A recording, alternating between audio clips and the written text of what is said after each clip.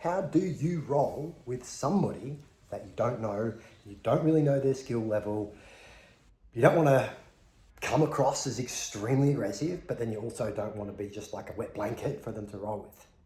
So I'm a black belt with about 20 years of experience, and in this video I roll with a competitive brown belt, but we hadn't trained it together before. We kind of met briefly at the shops the day before.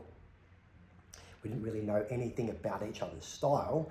So the next day when we had a roll, I kind of set up the camera and managed to capture quite a good angle. So in this video, if you're watching along, you'll see we have like a nice engage. So it's not extremely high tempo, but it's also not like just lay back and like let the other person do whatever the hell they want to you.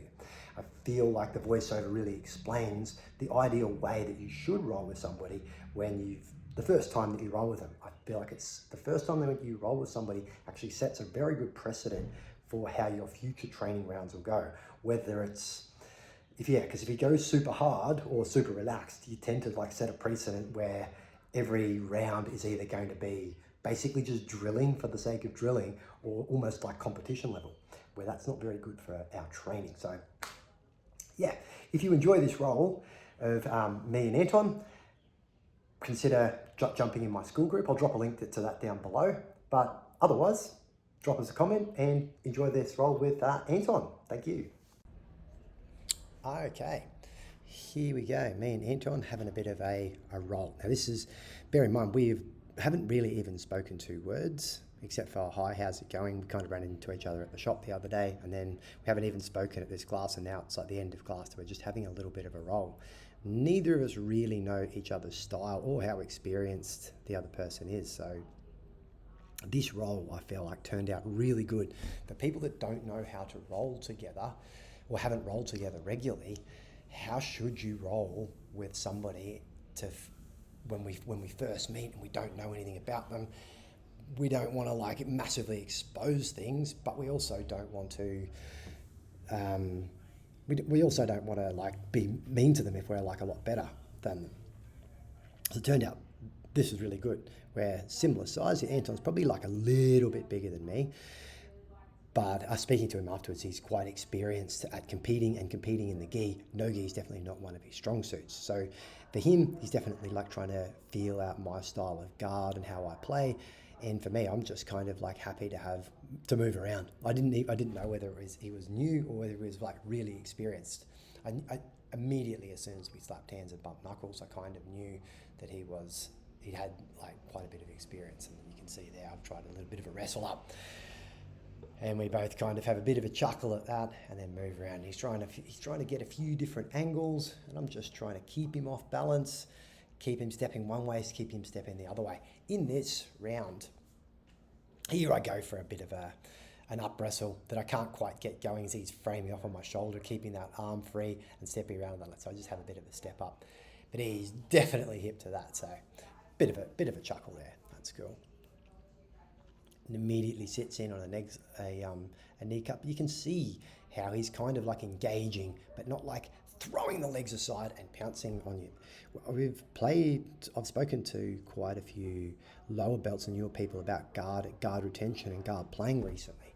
And one of the things I feel that holds newer people back is that instead of engaging with the guard and trying to just feel it out and see what gets going and then see how you can like apply the different passes, they tend to stay out of reach when they're on their feet until they're ready, and then they maybe like get half an underhook and then just force a knee cut as fast as they can, or throw the feet to the other side and almost try and jump at you and grab your head. It can sometimes be an effective way of passing or getting past somebody that's quite decent. A little bit of an arm drag attempt off me there. However, it really doesn't teach you how to engage with the guard and pass at higher levels. So it's far better if you start to engage with the guard, trap one leg, see if you can get what 2-on-1s will approach, what that will get you.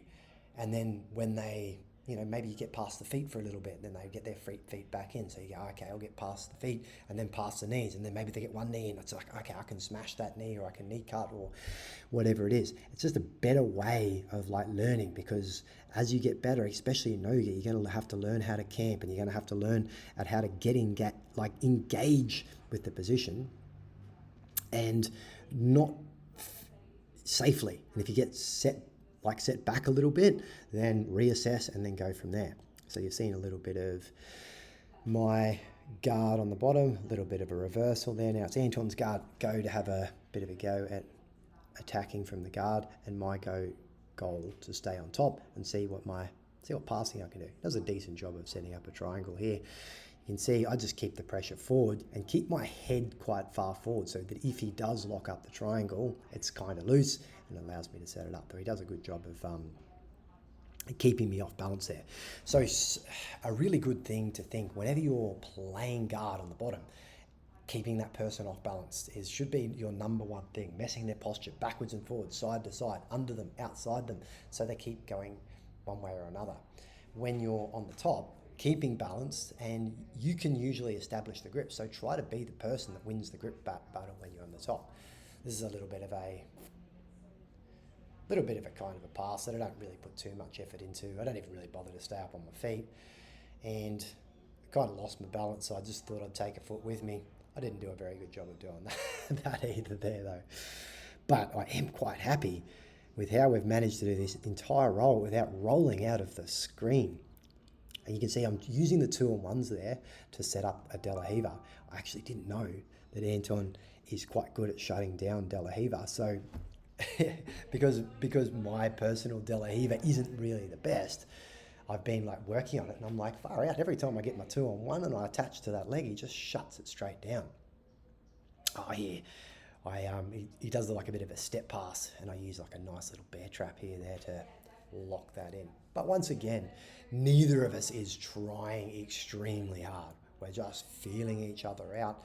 But you can see we're working hard enough to need to take a breath every so often, and we're concentrating, so we're getting our, we're really building our skills. We're also feeling each other out. So at the time of me doing this voiceover, we've had a couple of rolls since, so it's actually worked out that when we've had rolls in the gi and when we've had more no gi rolls, it's been a lot harder. So thanks to that one, Anton.